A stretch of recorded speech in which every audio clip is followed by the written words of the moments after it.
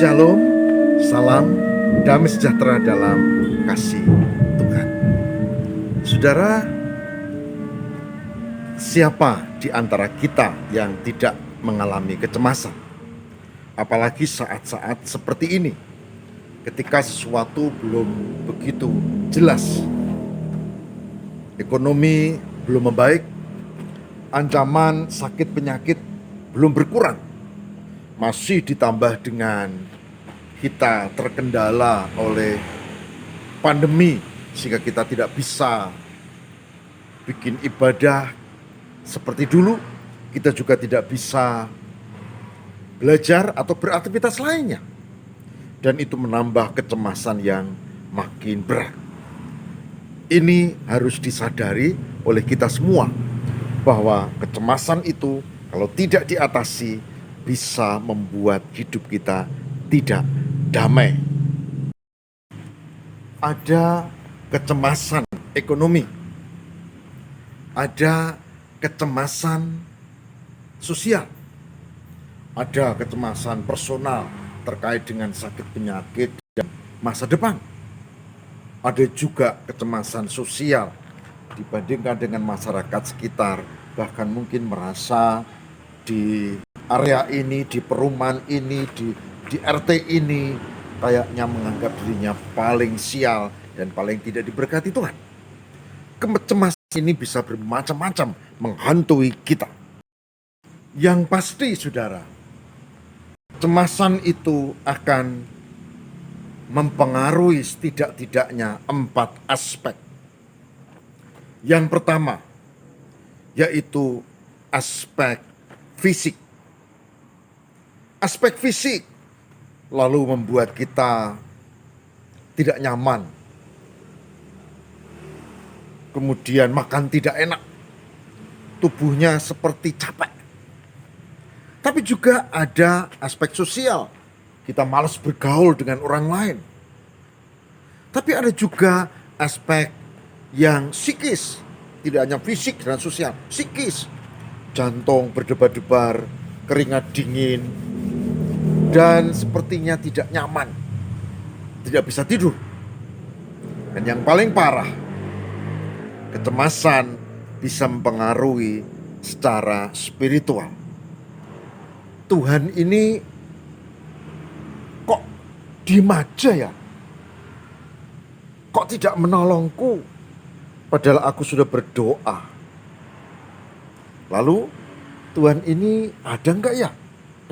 Kemudian, atau Tuhan ada tapi tidak berkuasa, atau Tuhan berkuasa tapi tidak mau berbuat apa-apa dan membiarkan aku sengsara. Fisik, psikis, sosial, juga mental. Oleh sebab itu, kecemasan harus diatasi, apalagi di masa pandemi seperti ini. Kecemasan sekali lagi harus diatasi. Saudara yang terkasih di dalam Tuhan, Mesias, Yesus Kristus, bukan sekedar nabi, tapi Mesias memberikan catatan penting dan ajaran penting kepada para muridnya, yaitu jangan cemas tentang kebutuhan hidup, tentang ekonomi, tentang apa saja yang dihadapi. Jangan cemas.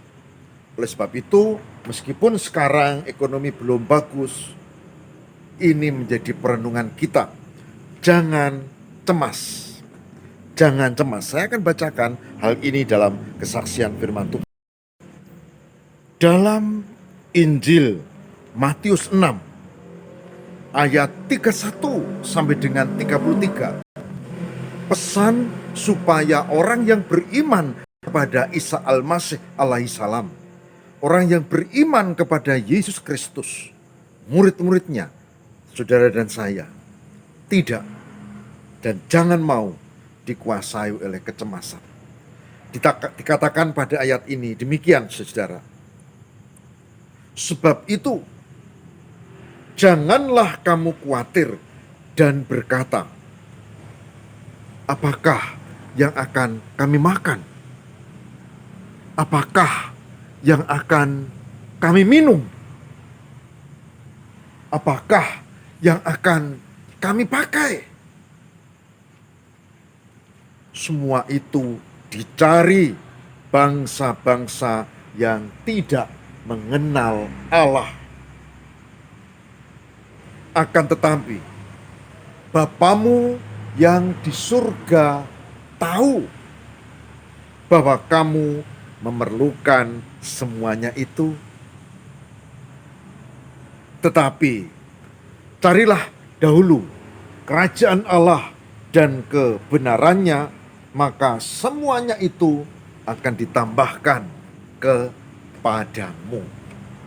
Demikianlah Matius 6, 31 sampai dengan 33. Pada zaman sekarang, kecemasan tidak hanya terkait dengan makanan atau minuman atau pakaian. Pada zaman sekarang, kecemasan ekonomi terkait dengan banyak hal. Terkait dengan rumah, dengan listrik, dengan pulsa, dengan biaya untuk cicilan, dengan biaya untuk pendidikan, dengan biaya untuk kesehatan. Ini masalah yang terkait dengan ekonomi. Dan itu yang terkait dengan kebutuhan hidup, saudara. Kebutuhan hidup yang makin bertambah. Dan di tengah pandemi, makanan harus tertata. Vitamin, asupan makanan harus bagus. Dan itu berarti butuh perhatian, butuh biaya. Begitu juga dengan vitamin-vitamin. Saudara, kecemasan menjadi sangat mengancam kita pada masa sekarang ini. Tapi sebagai orang yang percaya kepada Tuhan, saya mengajak, dikatakan tadi, itu semua dibutuhkan olehmu dan Tuhan itu tahu. Tuhan itu tahu kebutuhan kita. Tuhan dalam konsep kekristenan bukan Tuhan yang langsung di sana lalu kasih perintah-perintah yang harus ditaati, bukan. Tuhan dalam konsep kekristenan itu hadir. Oleh sebab itu sering kita mendengar ada Bapa, Putra, Roh Kudus. Tuhan itu esa. Bapa itu sebutan untuk Tuhan yang menciptakan. Putra itu sebutan untuk Tuhan yang hadir dalam diri Mesias. Dan yang terakhir itu Roh Kudus. Tuhan yang senantiasa menyertai kita melalui Roh Kudus yang tinggal dalam hati kita. Jadi dalam konsep Kristen, kita tidak dibiarkan yatim piatu. Kita ini disertai Tuhan. Maka ada istilah yang disebut Emmanuel. Tuhan menyertai kita. Dan Matius 6, 31, 32, 33 mengatakan, jangan kamu khawatir itu, karena Bapamu mengerti bahwa kamu membutuhkan. Mari kita bersama memohon. Jika kita punya Tuhan, dan jika kita yakin bahwa Tuhan itu menyertai dan memberkati kita, jika kita beriman dengan sungguh-sungguh dan bukan sekedar beragama, agama tidak akan menyelamatkan. Maka beriman itu yang penting. Orang yang beragama ya beriman, ya tentu. Seharusnya begitu. Tapi kalau cuma beragama tidak beriman, ya percuma.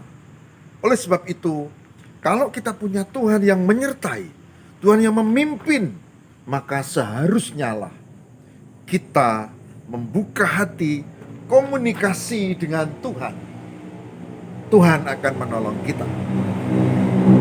Saya akan bacakan saudara kesaksian Paulus untuk jemaat di Filipi. Filipi 4 ayat 6 yang demikian sampai dengan 9 ya. Filipi 4 ayat 6 sampai dengan 9. Dikatakan apa? Dikatakan, janganlah hendaknya kamu khawatir tentang apapun juga.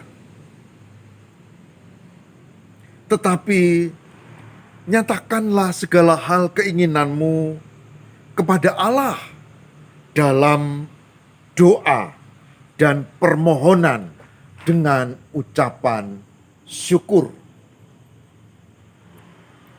Lalu ayat 7, damai sejahtera Allah yang melampaui segala akal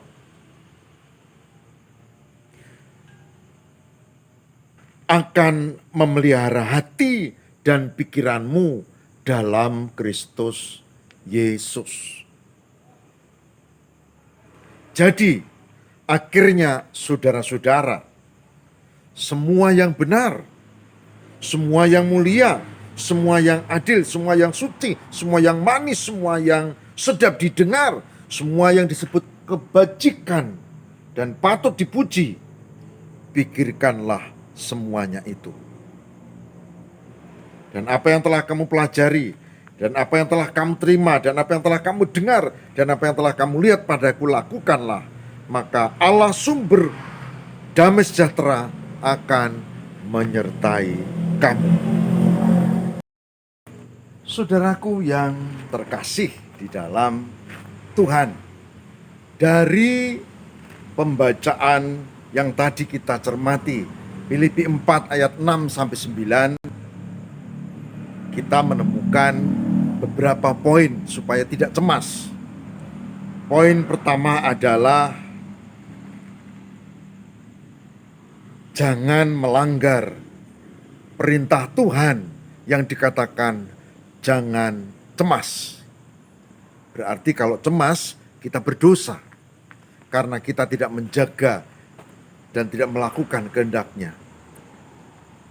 Jangan menyimpan dosa, kecemasan.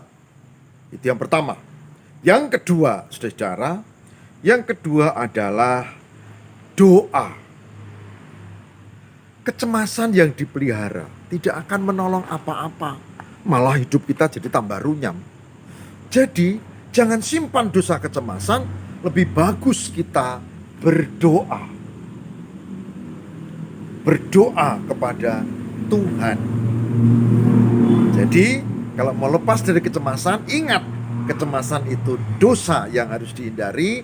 Yang kedua yaitu doa, karena nyatakan keinginan dalam doa. Yang ketiga, terima damai sejahtera. Doanya itu adalah kepada Mesias, kepada Yesus, bukan kepada Tuhan umum yang gak jelas, bukan kepada nabi-nabi, bukan kepada orang mati, arwah, roh leluhur, enggak, tapi kepada Mesias, yaitu Yesus Kristus. Yang ketiga, jaga pikiranmu. Tadi di dalam Filipi 4 ya, ayat yang ke-8 dikatakan, apa yang baik pikirkan, apa yang disebut kebijakan pikirkan, apa yang suci pikirkan, apa yang sedap didengar pikirkan. Pikirkanlah semuanya itu. Jadi mulailah dengan pikiran-pikiran yang positif. Jaga iman, jaga hati yang terarah pada Allah, dan jaga pikiran. Jaga pikiran. Lalu dikatakan itu yang membuat kita bisa lepas dari kecemasan. Kalau di Filipi 4 ayat 9 ditambahkan lagi, yaitu di sana disebut apa yang kamu pelajari, apa yang kamu terima, apa yang kamu dengar, apa yang kamu lihat, lakukan. Imani. Karena iman dengan perbuatan. Nah, saudara-saudara, kalau mau bebas dari kecemasan, itulah yang harus dilakukan. Ya, mari kita belajar ini. Kalau kita mau rumuskan dengan sederhana dari kesaksian Filipi 4 ayat 6-9 tadi, maka yang harus kita lakukan adalah jangan mengikuti dosa, kecemasan, kekhawatiran. Alkitab katakan jangan khawatir. Ya, jangan mengikuti, jangan menyimpan dosa, kecemasan. Lalu Yang kedua tadi, doa. Nyatakan keinginan itu doa. Doa ini bukan ritual, tapi relasi dengan Tuhan. Bukan soal menghadap ke sana atau menghadap ke sana atau gerakan ini itu, bukan. Doa yang dimaksud dalam Alkitab adalah relasi dengan Tuhan. Bukan ritual, jangan salah. Bukan soal ini, bukan soal ini, bukan soal ini. Oke? Jangan dikuasai kecemasan, kekhawatiran, lalu doa. Lalu yang ketiga tadi, jaga hati untuk tetap terarah kepada Allah, yaitu Tuhan yang spesifik di dalam Yesus. Lalu yang keempat, jaga pikiranmu dengan hal-hal yang positif. Apa yang baik, yang suci, yang sedap, yang bijak, dan seterusnya tadi. Dan yang terakhir adalah terus belajar dan lakukan apa yang kamu sudah terima, termasuk dalam RHI ini, lakukan. Maka kita akan bebas dari kecemasan, utamanya kecemasan ekonomi. Camkan itu. Saudara yang terkasih di dalam Tuhan, kecemasan memang ada banyak, tidak hanya ekonomi.